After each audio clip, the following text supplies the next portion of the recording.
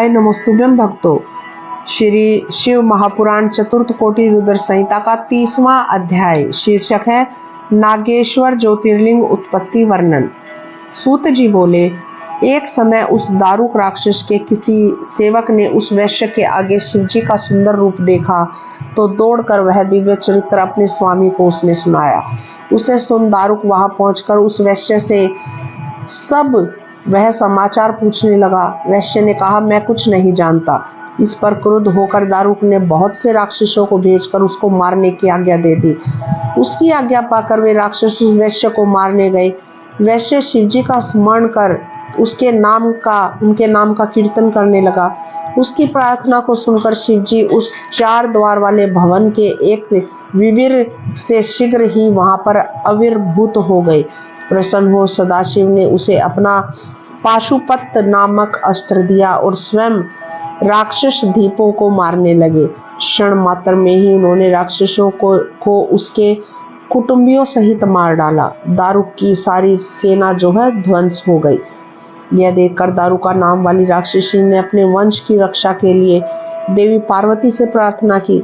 पार्वती जी प्रसन्न हो गई। फिर उन्होंने शिव जी से कहा कि इस युग के अंत में तामसी सृष्टि उत्पन्न होगी। दारुका राक्षसी मेरी शक्ति है, वह राक्षसों में वरिष्ठ होकर राज्य करेगी।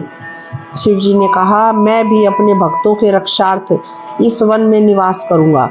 सतयुग में के आदि में वीरसेन नाम का एक प्रसिद्ध राजा होगा जो मेरा दर्शन कर चक्रवर्ती सम्राट हो जाएगा।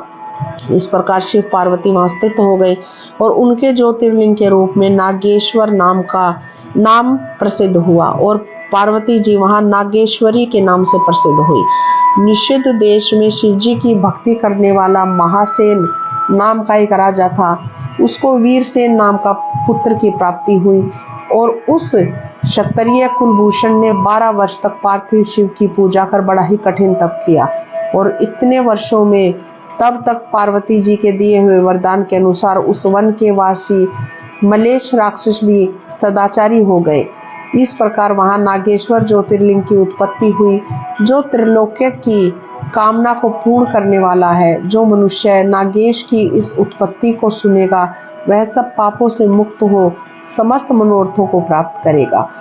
इस प्रकार श्री शिव महापुराण चतुर्थ कोटि रुद्र संहिता का ये 30वां अध्याय समाप्त होता है। श्री शिवाय नमस्तुभ्यं भक्तों।